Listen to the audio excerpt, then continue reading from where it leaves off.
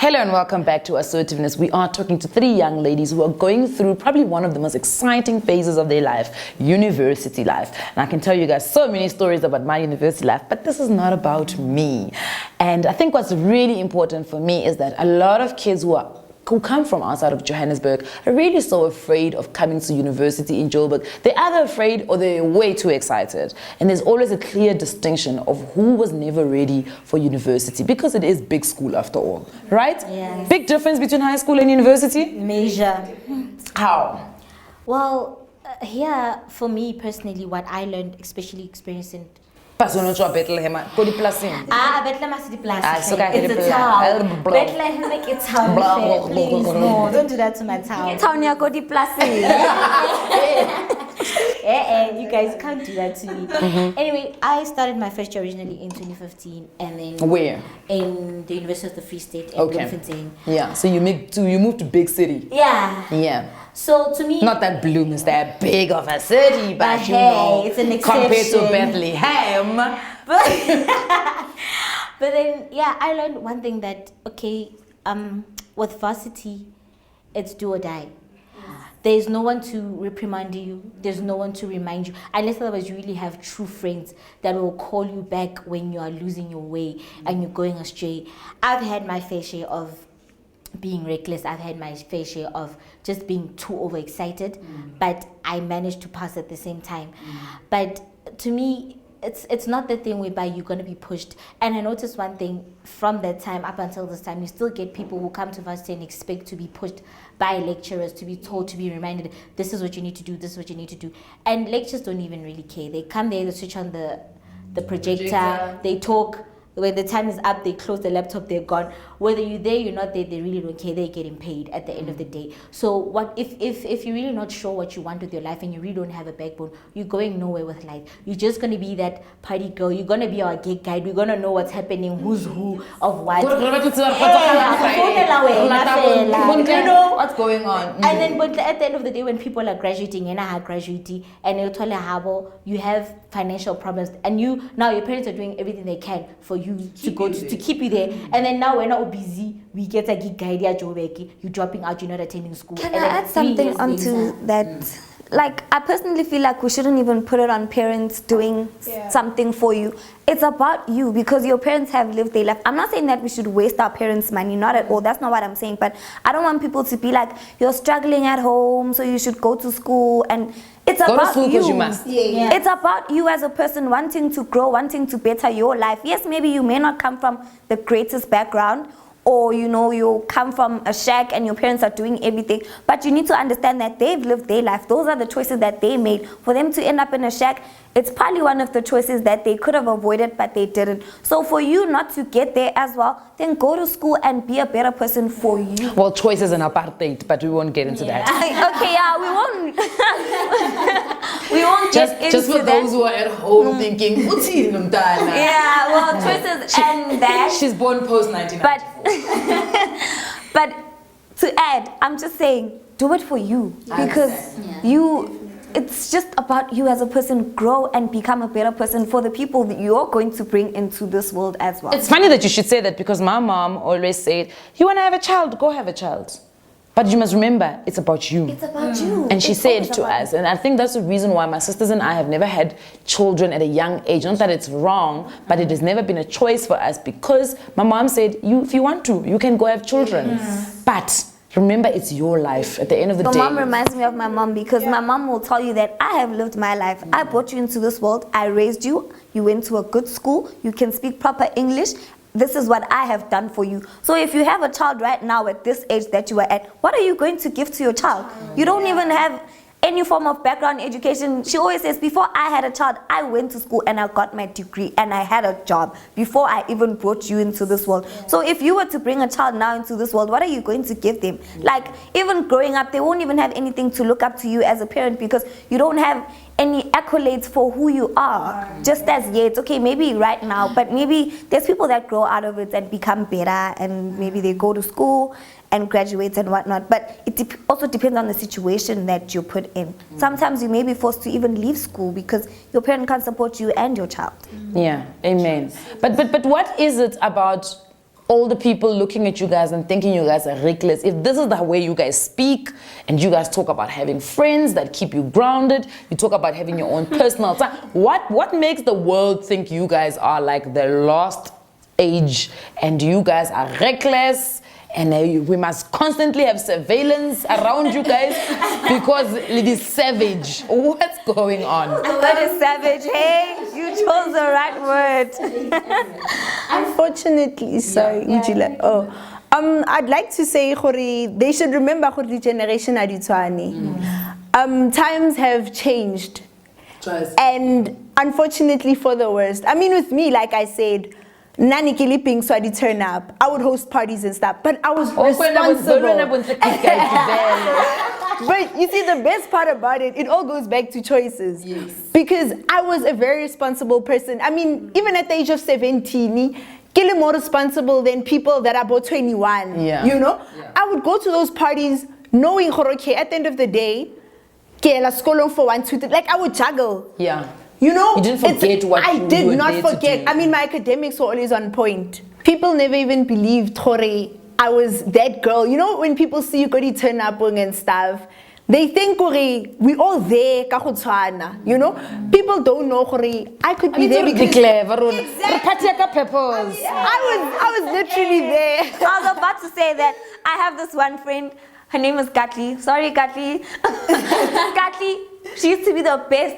Like with science. Like Cathy, she'd be those girls, let's turn up. In class, she's always talking. Cathy would be that friend who gets like 80% for her work. And then when your marks come back, you're out there with your 50 or 40 and you're just like, how did Cathy manage to do all of this? Cathy only focus. And then I realized that actually if I hang around Cathy, I can be able to manage my time just like she does. Yes. And now we're still friends, like we're still very, very close friends, and we're doing very well because she taught us this thing of managing time. Like, guys, there's time to party, there's time to study. You can't be party all the time.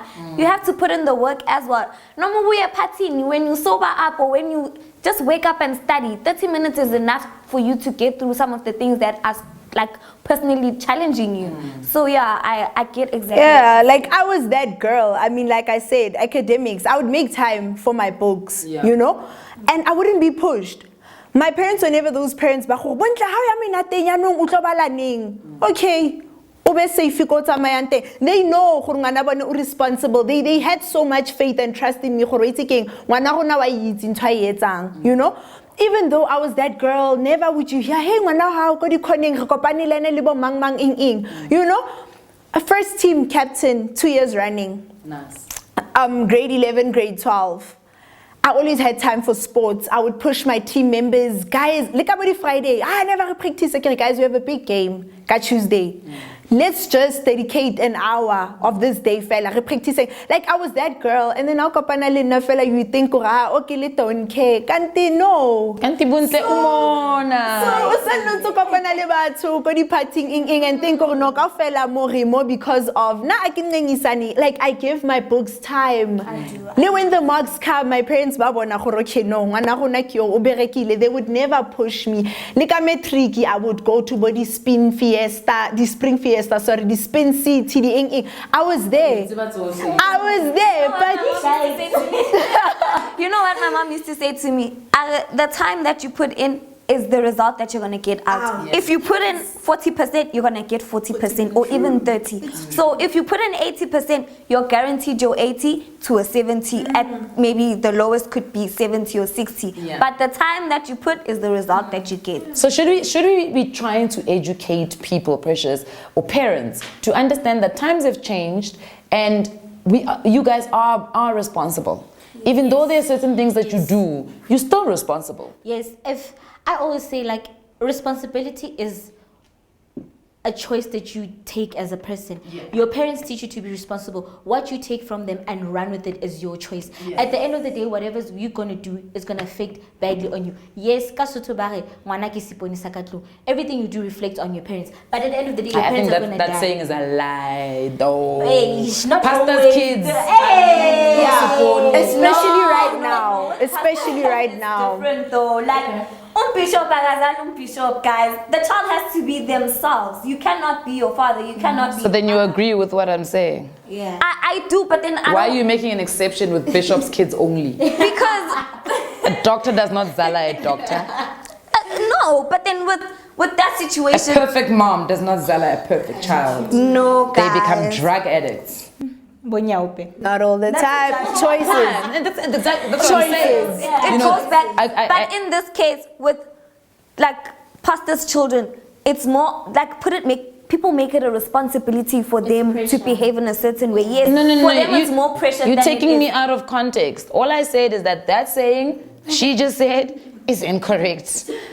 And I made an example with pastor's kids because it's the easiest example. You know what I mean? They're probably the easiest people to pick on in every sense of the word. Carry on.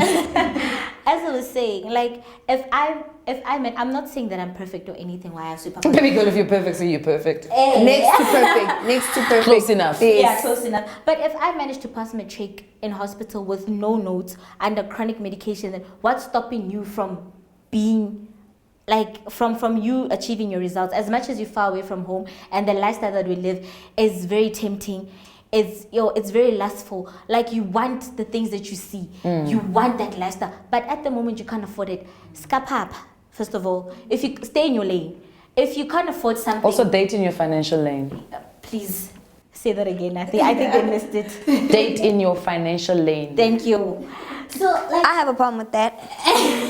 Girl, we'll address your problem. Don't worry. we'll see you after exams, please. We'll see you after exams. So like if you have money to buy something, if you have money to buy yourself a liquid matte lipstick or makeup at $300, do it if you have the money. If you don't have the money, buy makeup. Stay against pressure. Go buy yourself pencil liner. It looks matte on your lips. It's fine. When you have money, you come join everybody else that has the real finances thing. to do. Yeah. So with our parents, they're looking at this whole social media lifestyle. Some people's social media lifestyles are true. Some people are fake. 90%. Okay, I won't say 90%, but most of them are fake, and it's what they look at.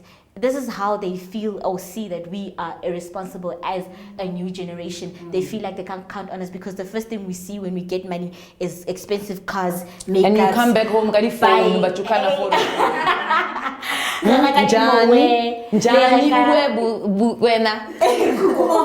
never went back home with the phone though.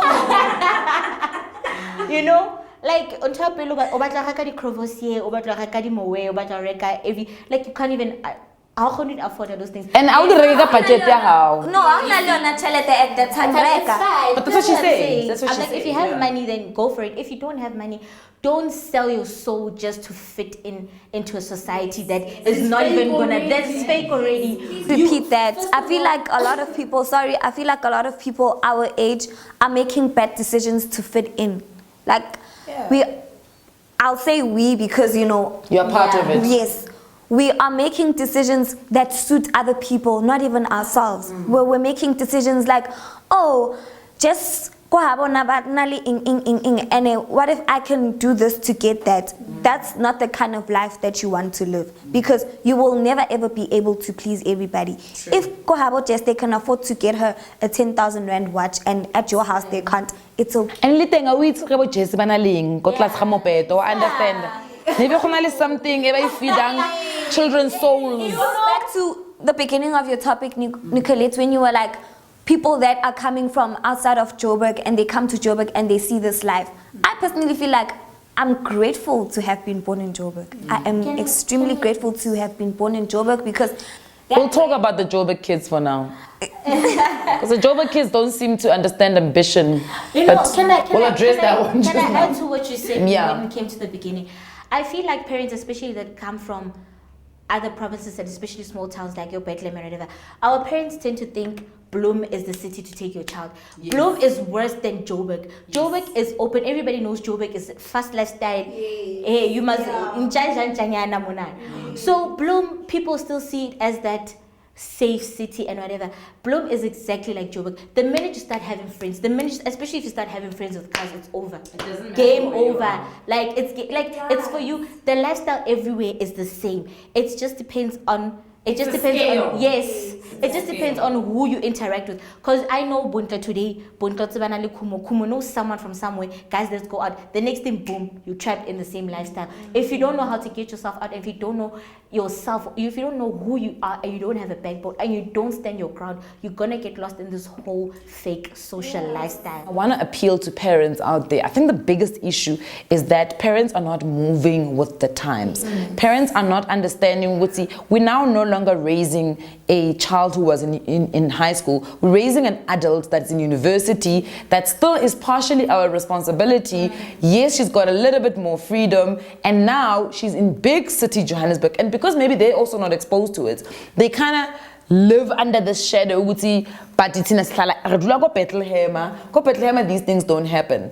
But we know they happen. They just happen underground and in a low. But then for me, I can't say that could be an excuse for my parents, because my mom, my dad, and my parents both had a fair share of living in Joburg, so they know. Yeah, but things have changed. You know, things have changed, especially with the rise of social media. You can basically meet a person on Instagram, and tomorrow he's inviting you to lunch, and then the next thing is bae. Next thing is bae. Well, I understand. So, and that's what our parents need to get. You see, what I feel with parents is that parents can only do up to so much. Of course. Yes. So I don't want us to blame parents fully, or just to say parents aren't doing But this we or can blame that. them for not understanding.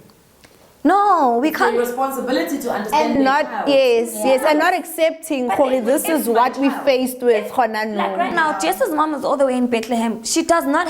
She can't understand Jess's situation because she can't see. Hold it right there. We're going to go for a quick ad break. When we come back, we're going to pick up from Jess's mom. Does not know what's happening in Jess's life. I find that very difficult to believe. Please remember, you can join our conversation on social media using the hashtag assertiveness. Please don't go anywhere.